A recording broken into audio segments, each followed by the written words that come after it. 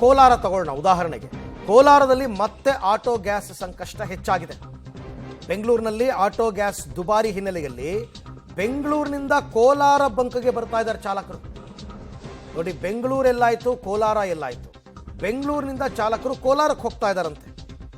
ಬೈಪಾಸ್ನ service ರಸ್ತೆಯಲ್ಲಿ Q ನಿಂತಿವೆ ಆಟೋಗಳು. ಯಾಕೆ ಅಂತ ಹೇಳ್ತೀವಿ ಕೇಳಿ. ಬೆಂಗಳೂರಿನಲ್ಲಿ ಲೀಟರ್ ಗ್ಯಾಸ್ಗೆ 120 ರೂಪಾಯಿ, ಕೋಲಾರದಲ್ಲಿ 80 ರೂಪಾಯಿ.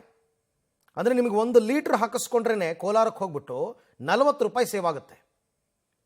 ಸೊ ಹಾಗೆ ನಾವು ಫುಲ್ ಟ್ಯಾಂಕ್ ಮಾಡಿಸ್ಕೊಂಡು ಬರ್ತೀವಿ ಅಂತ ಎಲ್ಲ ಕೋಲಾರಕ್ಕೆ ಹೋಗ್ತಾ ಇದ್ದಾರೆ. ಕೋಲಾರದ ಪರಿಸ್ಥಿತಿ ಇದು. ಕೊಲ್ಲಿ ಯುದ್ಧದ ಎಫೆಕ್ಟು ಇವತ್ತು ಕೋಲಾರದಲ್ಲೂ ಕೂಡ ಆಟೋ ಗ್ಯಾಸ್ ಸಮಸ್ಯೆ ಮುಂದುವರೆದಿರ್ತಕ್ಕಂಥದ್ದು. ನೋಡೋದಾದರೆ ನಾವಿವತ್ತು ಕೋಲಾರ ಹೊರವಲಯದಲ್ಲಿರುವಂಥ ಮೆಹಬೂಬ್ ಸರ್ವಿಸ್ ಸ್ಟೇಷನ್ ಬಳಿ ಇದ್ದೇವೆ. ಇಲ್ಲಿ ಕಳೆದ 1.5-2 ತಿಂಗಳಿಂದ ಕೂಡ ಇದೇ ಸಮಸ್ಯೆ ಉದ್ಭವ ಆಗಿರ್ತಕ್ಕಂಥದ್ದು. ಯಾಕಂದರೆ ಆಟೋ ಗ್ಯಾಸ್ಗಾಗಿ ಆಟೋ ಚಾಲಕರು ಪ್ರತಿನಿತ್ಯ ಪರದಾಡುವಂಥ ಪರಿಸ್ಥಿತಿ ನಿರ್ಮಾಣ. ಬೆಂಗಳೂರಿನಲ್ಲಿ ಕಲಾಸಬಡದಲ್ಲಿ ಇಲ್ಲಿ ಎಷ್ಟು ಕಡಿಮೆ ಆಗ್ತಾ ಇದ್ರಲ್ಲ, ಈ ಬಂಕರ್ ಮಹಬೂಬ್ ಸಾಬ್ಗೆ ನಾನು ನಮಸ್ಕಾರ ಅಂತ ಹೇಳಿ. ಬೆಂಗಳೂರಿನಿಂದ ಬಂದಿರೋದು ನಾವು. 135 ರೂಪಾಯಿ ಹೊಸಕೋಟದಲ್ಲಿ ಲೀಟರ್, ಇಲ್ಲಿ ಕಮ್ಮಿ 80 ರೂಪಾಯಿ ಒಳಗೆ. ಇಲ್ಲಿ ನೋಡಿ 135 ರೂಪಾಯಿ ಬೆಂಗಳೂರಿನ ಹಿಂಗ್ ಓಡಿಸೋದು ನಾವು ಬಡವರು. 1 ಲೀಟರ್ ಬಂದು 35 ರೂಪಾಯಿ, 135 ರೂಪಾಯಿ ಅಂದ್ರೆ ನಾವು ಎಲ್ಲಿ ಬದುಕೋದು? ಈ ನಾಯೆಲ್ಲ ಈ ಬಂಕ್ಗಳು ಲೂಟಿ ಮಾಡ್ತಾರೆ ನಮ್ಮ ಹತ್ರ. ఎవరో ಒಂದು ಬಂಕ್ನಲ್ಲಿ ಅವರು ಒಳ್ಳೆ ಕೆಲಸ ಮಾಡ್ತಾ ಇದಾರೆ. ಬೇರೆ ಬೆಂಗಳೂರಿನಲ್ಲಿ ಎಲ್ಲ ಲೂಟಿ ಮಾಡಿದಾರೆ ಸರ್. ಒಂದ್ ಜಾಗ 90, ಒಂದ್ ಜಾಗ 100, ಒಂದ್ ಜಾಗ 80, ಇನ್ ಜಾಗ 120, ಈ ರೀತಿ ಬೆಂಗಳೂರಿನಲ್ಲಿ ಮಾಡ್ತಾ ಇದ್ದಾರೆ. ಇಂಥ ಬಂಕಲ್ಲಿ ಸೀಸ್ ಮಾಡಬೇಕು.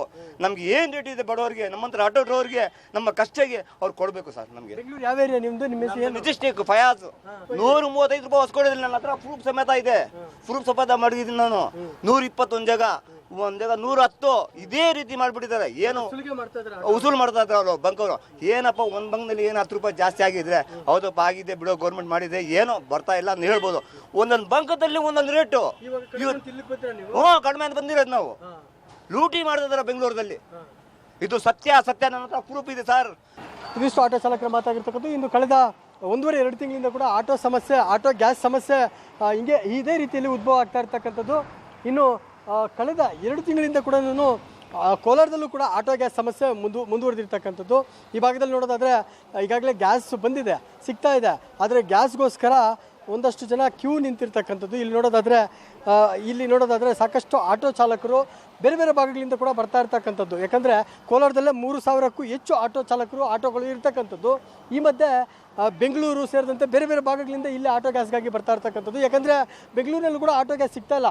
ಸಿಕ್ಕರೂ ಕೂಡ ಅದು ದುಬಾರಿ ಬೆಲೆಗೆ ಮಾರಾಟ ಮಾಡ್ತಾ ಇದ್ದಾರೆ ಅನ್ನೋ ಆರೋಪಗಳು ಕೂಡ ಕೇಳಿಬರ್ತಾ ಇರ್ತಕ್ಕಂಥದ್ದು. ಈ ಭಾಗದಲ್ಲಿ ನೋಡೋದಾದರೆ ಸಾಕಷ್ಟು ಆಟೋಗಳು ಈಗಾಗಲೇ ಸಾಲುಗಟ್ಟಿ ನಿಂತಿರ್ತಕ್ಕಂಥದ್ದು. ಯಾಕಂದರೆ ಈಗಾಗಲೇ ಆಟೋ ಗ್ಯಾಸ್ ಸಮಸ್ಯೆ ಎಲ್ಲೆಡೆ ಉದ್ಭವ ಆಗಿರ್ತಕ್ಕಂಥದ್ದು. ಪರಿಣಾಮ ಇವತ್ತು ಆಟೋ ಚಾಲಕರು ಆಟೋ ಗ್ಯಾಸ್ಗಾಗಿ ಸಾಲುಗಟ್ಟಿ ದಿನಗಟ್ಟಲೆ ಕಾಯುವಂಥದ್ದು, ಗಂಟೆಗಟ್ಟಲೆ ಕಾಯುವಂಥದ್ದು. ಸಾಕಷ್ಟು ಜನ ಆಟೋ ಚಾಲಕರು ಕೋಲಾರದವರು ಮಾತ್ರ ಅಲ್ಲ, ಬೆಂಗಳೂರು ಗ್ರಾಮಾಂತರ, ಬೆಂಗಳೂರು ನಗರ ಸೇರಿದಂತೆ ಬೇರೆ ಬೇರೆ ಭಾಗಗಳಿಂದ ಬಂದು ಇಲ್ಲಿ ಆಟೋ ಗ್ಯಾಸನ್ನು ತುಂಬಿಸ್ಕೊಳ್ತಾ ಇರ್ತಕ್ಕಂಥದ್ದು. ಇಲ್ಲಿ ಕೆಜಿಗೆ 80 ರೂಪಾಯಿ ಈ ಸದ್ಯಕ್ಕೆ ಮಾರಾಟ ಆಗ್ತಾ ಇರ್ತಕ್ಕಂಥದ್ದು. ಇನ್ನು ಉಳಿದಂತೆ ಬೆಂಗಳೂರು ಸೇರಿದಂತೆ ಬೇರೆ ಬೇರೆ ಭಾಗಗಳಲ್ಲಿ ದುಬಾರಿ ಬೆಲೆಗೆ, ದುಪ್ಪಟ್ಟು ಬೆಲೆಗೆ ಮಾರಾಟ ಆಗ್ತಾ ಇದೆ ಅನ್ನೋ ಒಂದು ಆರೋಪಗಳನ್ನು ಕೂಡ ಈಗಾಗಲೇ ಆಟೋ ಚಾಲಕರು ಮಾಡ್ತಾ ಇರ್ತಕ್ಕಂಥದ್ದು. ಒಟ್ಟಾರೆ ಆಟೋ ಗ್ಯಾಸ್ ಸಮಸ್ಯೆ ಏನಿದೆ ಇದು ದಿನದಿಂದ ದಿನಕ್ಕೆ ಉದ್ಭವ ಆಗ್ತಾ ಇದೆ ಹೊರತು ಕಡಿಮೆ ಅಂತೂ ಆಗ್ತಾ ಇಲ್ಲ.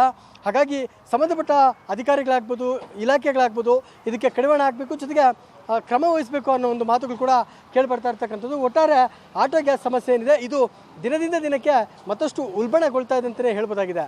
ಕ್ಯಾಮರಾಮನ್ ಮದನ್ ಜೊತೆ ರವಿ, ಪಬ್ಲಿಕ್ ಟಿವಿ, ಕೋಲಾರ.